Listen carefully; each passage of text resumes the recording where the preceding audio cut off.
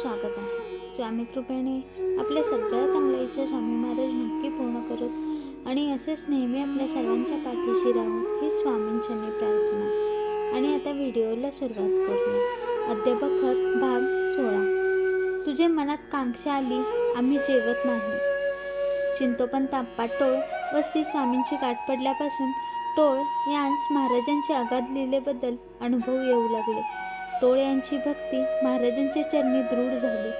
मर्जी प्रसन्न पाहून टोळ हे महाराजांस आपल्या घरी भोजनास वगैरे नेत असत. एकदा महाराजांस चिंतोपंत घरी घेऊन गेले. मागील दारी स्नान करीत असता ताजीबा सोहनी यांची टोळाची मसलत झाली की स्वामी पाहिजे तेथे जेवतात.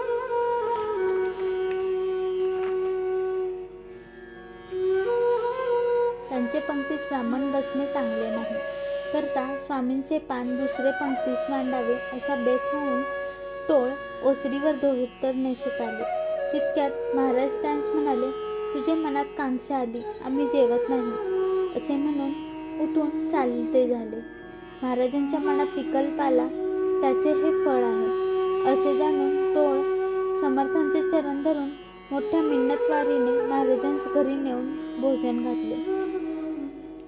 विष्णुपंताची हजेरी भरली. दुसऱ्या एके वेळेस अशीच महाराजांची स्वारी टोळ यांच्या घरी भोजनास आली होती. चिंतोपंत यांनी महाराजांस स्नान करून यथासांग पूजन करून भोजनास पात्र वाढले. महाराज जेविनात 10 वाजून गेले. चिंतोपंत आप्पांचा मुलगा विष्णुपंत उर्फ दाजीबा हा त्यावेळेस सोलापूरचे कलेक्टरचे दप्तर कचेरीत कारकून होता. गोल्डफिन साहेब त्यावेळेस कलेक्टर असून हनुमंतराव पितांबर हे दफ्तरदार होते. दोघेही अधिकारी फार कडक असून सर्व कारकुनांनी बरोबर 10 वाजता कचेरीत यावे असा नियम होता. चिंतोपंताने चिरंजीवांना सांगितले की तुला कचेरीत जाण्यास उशीर होईल, त्याकरता घरात जाऊन जेवण उरकून जा. विष्णुपंतही भक्तिमान होता. त्याने निश्चय केला महाराजांनी भोजन केल्याशिवाय अन्न घ्यावयाचे नाही. जे व्हायचे आहे ते होईल. 11 वाजण्याच्या सुमारास महाराज भोजन करू लागले. मग विष्णुपंतही भोजन आटपून लगबगीने कचेरीत गेले. बाळकृष्ण देवराव हे त्यावेळी कलेक्टरचे हेड क्लार्क असून त्याचकडेच हजेरी भरण्याचे काम होते. विष्णुपंताने अंगवस्त्र गादीवर ठेवले व आपणास जरा उशीर झाला त्याबद्दल रदबदली करण्यास हेड क्लार्ककडे गेले. विष्णुपंताची विनंती ऐकून हेड क्लार्कास आश्चर्य वाटले. तुम्ही आज माझ्या अगोदर कचेरीत आला असून तुमची हजेरी पूर्वीच भरली आहे असे हेड क्लार्कने सांगितले. हजेरी बुक उघडून त्यात हजर मांडले असल्याचे विष्णुपंतास दाखवले. विष्णुपंतास मोठे आश्चर्य वाटले. हे सर्व कारकून मंडळीस त्या गोष्टीचे मोठे कौतुक वाटले. पुढे बहुत वर्षे पावेतो ही गोष्ट कलेक्टर कचेरीतील सर्वांची तोंडी होती. ही गोष्ट सन 1856ची आहे अशी महाराजांची अगटीत लीला आहे.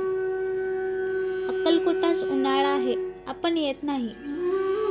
चिंतोपंत आप्पा यांनी इंग्रजीत मामलतीचे काम केले असून स्वामी महाराज सोलापुरास आले त्यावेळी ते चिंतोपंत पेन्शनर होते.